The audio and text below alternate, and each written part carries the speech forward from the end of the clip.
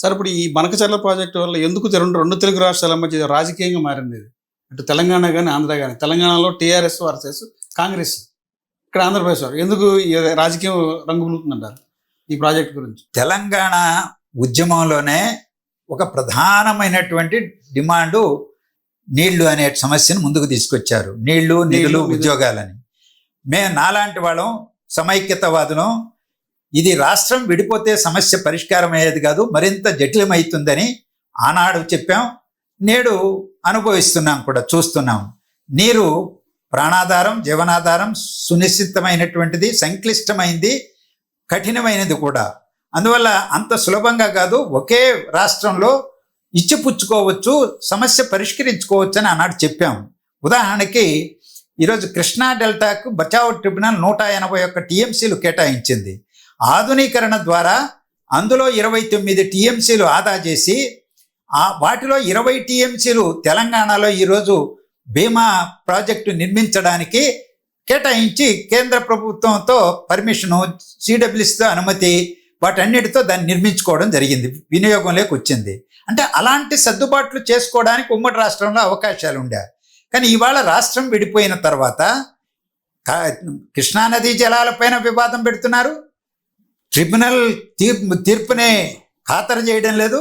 గోదావరి పైన కూడా అదే పరిస్థితి.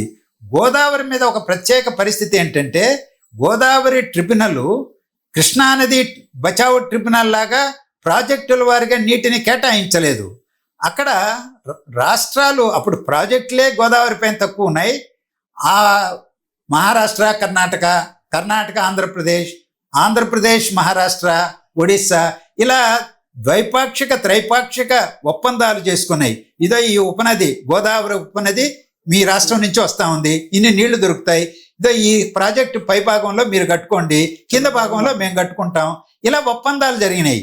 ఆ ఒప్పందాలన్నింటినీ తీసుకెళ్లి గోదావరి ట్రిబ్యునల్ అప్పచెప్తే, గోదావరి ట్రిబ్యునల్ ఒక అవార్డుగా వాళ్ళన్నింటినీ గుదికొచ్చి ప్రకటించింది. ఒక్క పోలవరం మీదనే లోతైన చర్చ జరిగింది, తీర్పిచ్చింది. అందువల్ల ఇప్పుడేంటి, ఉమ్మడి ఆంధ్రప్రదేశ్లో ఆనాడు ట్రిబ్యునల్ తీర్పిచ్చే నాటికి 600 టీఎంసీలకు కూడా వినియోగం అయ్యేటువంటి ప్రాజెక్టులు లేవు ఉమ్మడి ఆంధ్రప్రదేశ్లో.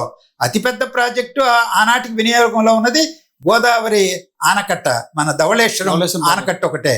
సో దానికి 300 టీఎంసీలు ఇచ్చారు. మిగిలినటువంటి నిర్మాణంలో ఉన్న వాటికి, నిర్మించిన వాటికి, చిన్న పెద్ద వాటికి నీళ్లు కేటాయిస్తే ఒక 600 లోపే వచ్చినాయి. తర్వాత ఉమ్మడి రాష్ట్రంలో చాలా ప్రాజెక్టులు కట్టుకోవడం జరిగింది. ఇప్పుడు పోలవరం నిర్మాణం జాతీయ ప్రాజెక్టుగా నిర్మాణం ఉంది. ఇచ్చంపల్లికి నీళ్లు కేటాయించిన 145 టీఎంసీలు కేటాయించింది బచావ్ ట్రిబ్యునల్. కానీ ఆ ప్రాజెక్టు కట్టడానికి వీలు లేకపోయింది. ఎందుకంటే ఇతర రాష్ట్రాలతో, మధ్యప్రదేశ్, ఇప్పుడు ఛత్తీస్గఢ్తో, ముంపు ప్రాంతంతో తగాదా, అందువల్ల కట్టలేకపోయారు. ఈరోజు ఏదేమైనా ప్రాజెక్టులు ఈ 45 సంవత్సరాల కాలంలో చిన్నవో పెద్దవో వచ్చిన ఎత్తిపోతల పథకానికి నిర్మించుకోవడానికి పథకాల టెక్నాలజీ అందుబాటులోకి వచ్చింది.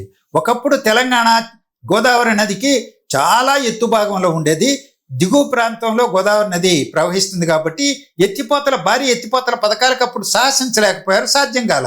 ఇప్పుడు సాధ్యమవుతున్నది, నిర్మించుకుంటున్నారు.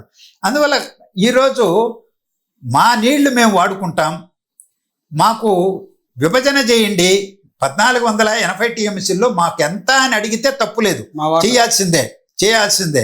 అక్కడ ఎన్ని ప్రాజెక్టులు ఉన్నాయి, ఎంత నీటిని వాడుకుంటున్నారు. ఈరోజు సిడబ్ల్యూసీ దగ్గర అంతా రికార్డు ఉంది. ప్రతి ప్రాజెక్టుకు వాళ్ళు అంచనా వేసి 75% ప్రామాణికంగా లభించే నీటి ఆధారంగా అనుమతులు ఇచ్చారు.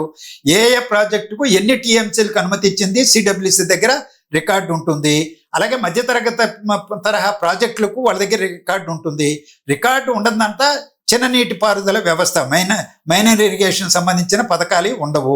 వాటిని కూర్చోవచ్చు, చర్చించవచ్చు. నీటిని 1480 టీఎంసీల్లో వాళ్ళకెంతో, మనకెంత, ఆంధ్రప్రదేశ్కి ఎంతో తేల్చేయచ్చు. అదే పని ఈరోజు గోదావరి నదీ యాజమాన్య ట్రిబ్యునల్ వేదిక, అపెక్స్ కౌన్సిల్ వేదిక, చర్చించుకోవచ్చు, పరిష్కరించుకోవచ్చు. అలా కాకుండా ఒకవైపున గోదావరి యాజమాన్య ట్రిబ్యునల్ బోర్డు తన నివేదికలో పంపిణీ చేయలేకపోయినాం, విభజించలేదు ఇంకా అని చెప్తుంటే, వీళ్ళేమో ఆ 1480 టీఎంసీల్లో 968 టీఎంసీలు మావే, అలాగే వరద నీటిలో మాకు నీళ్ళు ఇవ్వాలి అని ముఖ్యమంత్రి రేవంత్ రెడ్డి గారు చెప్తారు. హరీష్ రావు గారు ఏం చెప్తున్నారు? మాజీ ముఖ్యమంత్రి కేసీఆర్ గారు ముఖ్యమంత్రిగా ఉన్నప్పుడు 968 నికర జలాలతో పాటు 1915 టీఎంసీలు వరద మిగులు జలాల్లో తెలంగాణకు కేటాయించాలని డిమాండ్ చేశారు. అంటే మొత్తంగా 2915 టీఎంసీలు తెలంగాణవే అని నిన్నగాక మొన్న హరీష్ గారు డిమాండ్ చేశారు. వాళ్ళ పత్రికల్లోనే ప్రకటించిన గణాంకాలు ఇవి. నేనేమి వేరే చోట నుంచి తేవడంలా, ఆయన టీవీల్లో వచ్చినటువంటి వార్తలే. ఈరోజు నికర జలాలు ఉన్నది ఉమ్మడి రాష్ట్రానికి 1480. అందులో కూడా భోపాలపట్నం నుంచి 145 టీఎంసీలు ఛత్తీస్గఢ్ వాళ్ళు విద్యుదుత్పత్తికి వాడుకొని కిందికి విడుదల చేస్తే వచ్చేటువంటి నీళ్లు ఉన్నాయి. అందువల్ల వీటన్నింటినీ పోనీ కిందికి వస్తాయి 1480 టీఎంసీలు. అందులో తెలంగాణ ఎంత, ఆంధ్రప్రదేశ్ ఎంత అని కూర్చొని మాట్లాడుకొని సెటిల్ చేసుకోవాలి. కానీ మా వాటా ఇంత అని వాళ్ళే డిక్లేర్ చేసుకుంటే ఏకపక్షంగా చెల్లుబాటు అవుతుందా? ఒకటి. రెండవది, నికర జలాలు కాకుండా వరద నీళ్లు కానీ మిగులు జలాలు కానీ ఎక్కడ తేల్తాయి? మహారాష్ట్రలో తేల్చలేరు, కర్ణాటక, ఛత్తీస్గఢ్, లేకపోతే ఒడిశా, తెలంగాణ తేల్చలేరు. ఆంధ్రప్రదేశ్లో గోదావరి పైన నిర్మించిన చివరి ప్రాజెక్టు ధవళేశ్వరం ఆనకట్ట, కాటన్ దొర ఆనకట్ట. అక్కడి నుంచి కిందికి వెళ్ళినటువంటి నీటినే, సముద్రంలోకి వెళ్ళే నీటినే మిగులు జలాలు, వరద జలాలు అని అంటారు. అది ఎప్పుడు? ఈరోజు నిర్మాణంలో ఉన్న ప్రాజెక్టులన్నీ కూడా పూర్తయితే ఈరోజు ఆ నీళ్లు ఎన్ని వస్తున్నాయో తెలియదు. కాబట్టి ఇప్పుడు నీళ్లు పోతున్నాయి. కాబట్టి చంద్రబాబు గారు 3000 టీఎంసీలు సముద్రంలోకి వెళ్తాయంటున్నారు. గతంలో కేసీఆర్ చెప్పారు, ఈరోజు రేవంత్ రెడ్డి గారు చెప్తున్నారు, హరీష్ రావు గారు చెప్తున్నారు. నేను అడిగే ప్రశ్న ఏంటంటే, పై రాష్ట్రాలు నిర్మించుకుంటున్న ప్రాజెక్టులన్నీ పూర్తి చేసుకుని నీటిని వేసుకుని వాడుకుంటే ఆంధ్రప్రదేశ్ పరిస్థితి, పోలవరం కూడా నిర్మాణం పూర్తి చేసి వినియోగంలోకి వచ్చిన మీదట ధవళేశ్వరం దగ్గరికి ఎన్ని నీళ్ళు వస్తాయి, ఎన్ని నీళ్లు కిందికి వెళ్తాయి? ఈరోజు సిడబ్ల్యూసి నిన్న ఈ మధ్యనే మళ్ళీ ఈ తాజా కూడా లెక్కలు పెట్టింది. 3995 సగటున నీరు లభిస్తుంది గోదావరి మొత్తంగా. అందులో 3121 టీఎంసీలు నికర జలాలు 75% ప్రామాణికంగా లభించేటివి. అంటే ఇంకెంత ఉన్నాయి? వాటిని పంచేశారు నికర జలాలు. ఇంకెంత ఉన్నాయి అంటే ఇంకొక 900 ఈరోజు సముద్రంలోకి వెళ్తుంటే, కట్టని ప్రాజెక్టుల వల్ల వచ్చేటువంటి నీళ్లు అన్నీ కలిసి మనకు చాలా నీళ్లు పోయినట్టు మనకు కనిపిస్తుంది. రికార్డులు కూడా కనిపిస్తాయి. దాన్ని పట్టుకొని ఈరోజు ఇన్ని నీళ్లు పోతున్నాయి కాబట్టి మేము కట్టుకుంటాం, మీరు కట్టుకోండి అని చంద్రబాబు గారు అంటారు. మీరు కట్టుకునే వాటికి నేను వ్యతిరేకించనని అంటారు.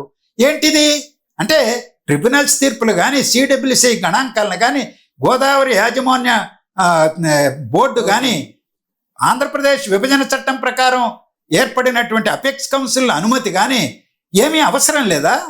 చంద్రబాబు నాయుడు గారు చెప్పేస్తే తెలంగాణ వాళ్ళు కట్టేసుకోవచ్చా?